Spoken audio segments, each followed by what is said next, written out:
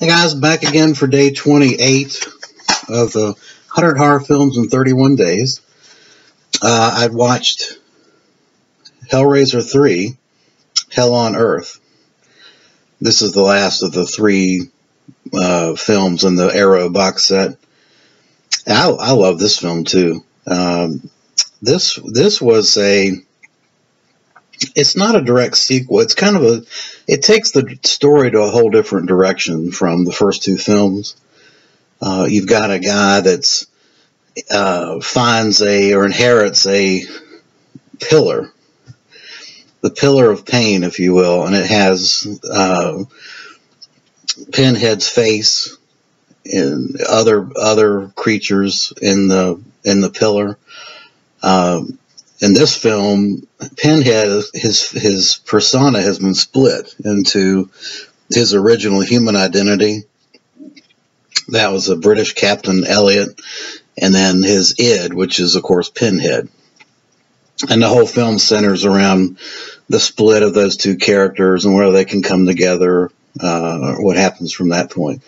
The film was impacted a lot by production troubles. The original director, Tony Randall, who did Hellraiser 2, I guess the producers felt like the early elements of Hellraiser 3 were just too dark and dismal, and so they pulled him in favor of Anthony Hickox, who did the Waxwork films. And Clive Barker objected to that. And in fact, at the end, Clive Barker came back and redid some of the shots before he would put his name on it. He came back and said, we're going to redo some shots and make it quite a bit more gruesome than the original film. All in all, a great film. I'd say it's 7.5 out of 10. And here's the back cover art. Of course, this is a picture we all know and love. I like the Arrow commissioned artwork. Not sure I like it as good as the original, but so yeah, that was Hellraiser 3. Then I got into Frankenstein and watched Frankenstein: The True Story. This is a 1973 made-for-TV movie. It's a British and American co-production. And I actually remember watching this on TV. That's how old I am. I was probably I guess I was about 8 years old when I saw this. It's 3 hours, and it was split into 2 acts, 2 90-minute acts. The film is basically Frankenstein and The Bride of Frankenstein combined into a 3-hour movie, with the first 90 minutes being the resurrection of the creature. And the second film, you've got, plays just like Bride of Frankenstein. You've got the Pretorius character, which is in this case James Mason, who works with Victor Frankenstein to bring the bride about, and the bride in this case is Jane Seymour. Now the spin on this one is Frankenstein's monster initially is normal looking. Beautiful to some, but he's basically normal looking guy, and then he regresses over time and becomes evil and disgusting looking.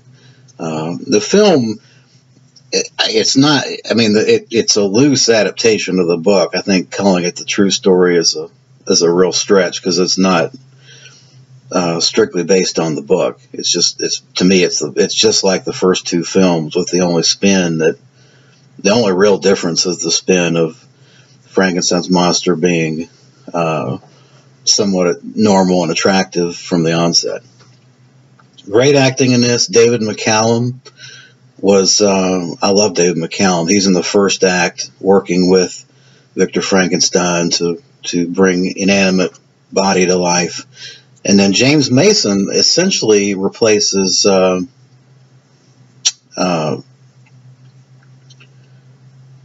Thesiger. So you remember Ernest Thesiger from Bride of Frankenstein.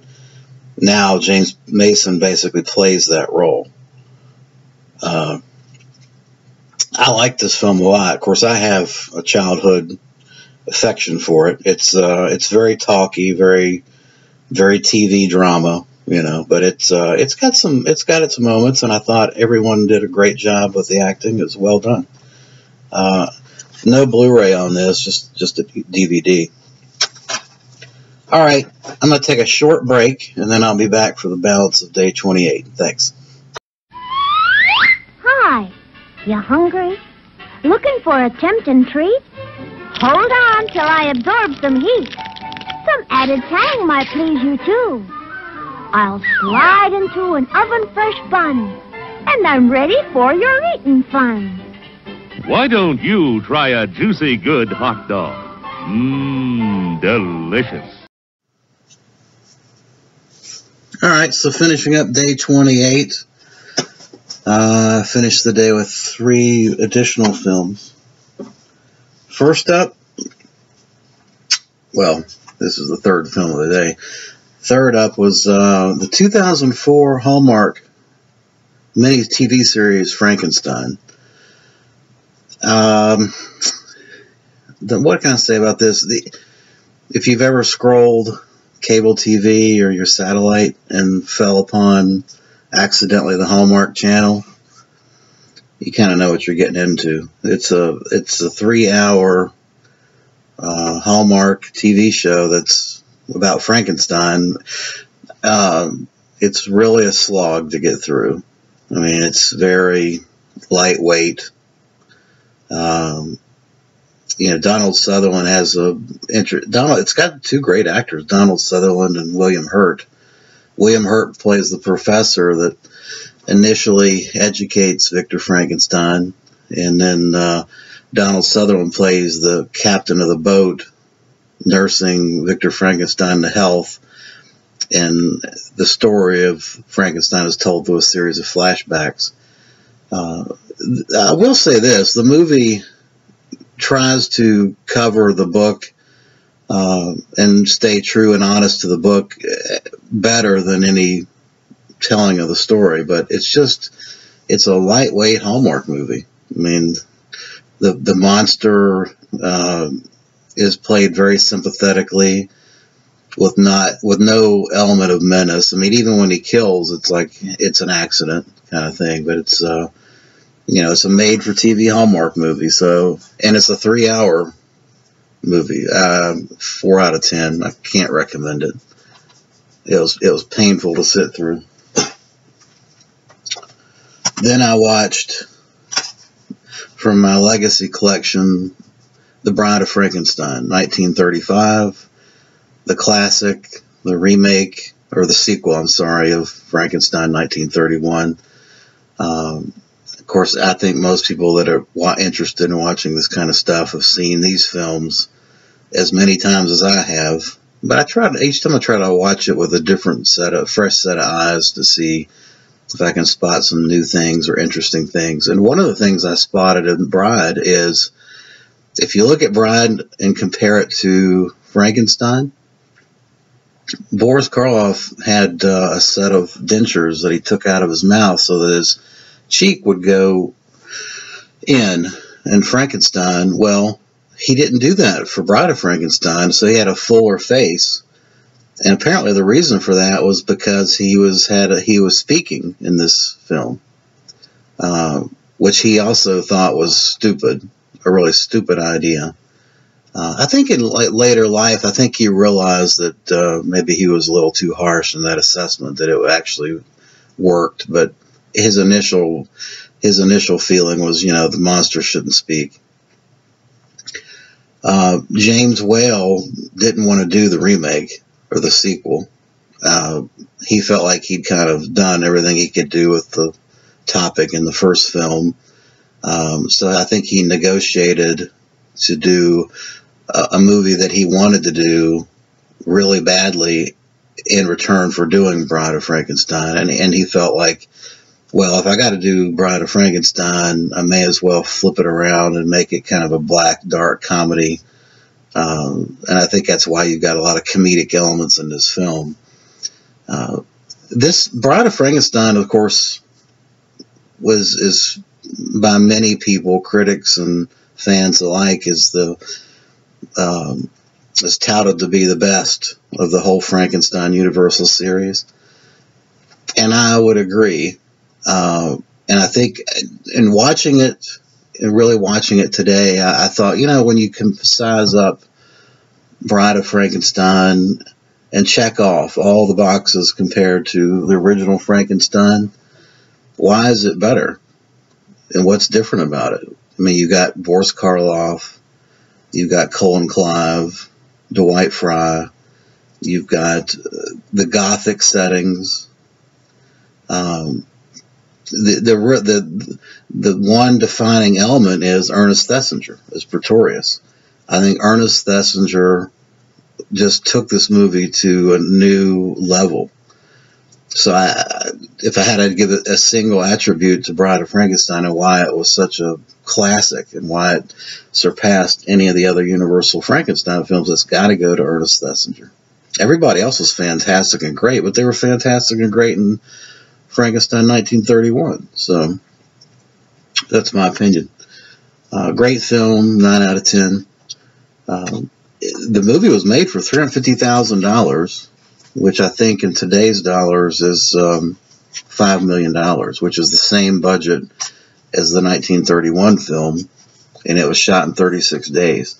The other thing I noticed, if you watch the first sequence where Boris is in the first film, of course, he's in the little farmhouse, and it gets burnt down. The little tower he gets burnt down in. He's fallen into some water in the second film. Apparently, those scenes where he shot in the film with the water, he somehow broke his hip. So he had a broken hip for a little bit of this movie. And Colin Clive had a broken leg. So anyway, that's about the extent of my other knowledge about Bride of Frankenstein. Last up was the Arrow release of Black Sabbath. This is the Mario Bava classic film.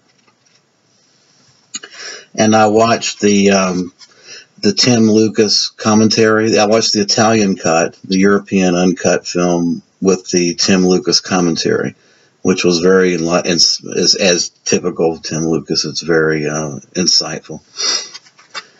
This also has the AIP cut that most of you have seen before. And there's the back cover artwork. There's a number of scenes in the European cut that were eliminated by AIP. The first story was a giallo that had some lesbian elements to it, and they cut that in the AIP version, even though it's very implied. I mean, it's not obvious to me. And then there's in the Boris Karloff, the most famous sequence where he plays the vampire. There's some scenes with a child where he's attacked the child. And they eliminated some of that as well as being a little bit too much. But I think then the ending of the film, after the third episode, you've got Boris Karloff riding a fake horse, and the camera pans back, and you realize it's all kind of a big joke. AIP thought they didn't like that. They wanted to play it straight and took that out as well. This release is fantastic, by the way. You've got, as I said, both cuts of the film. You've got audio commentary track with Tim Lucas. You've got interviews, all kinds of stuff. And you've got a huge, sturdy, really thick book. It looks like it's about 30-40 page booklet. And so yeah, great release as usual from Arrow. Alright, well that wraps up day 28, guys, and appreciate you watching. Thanks.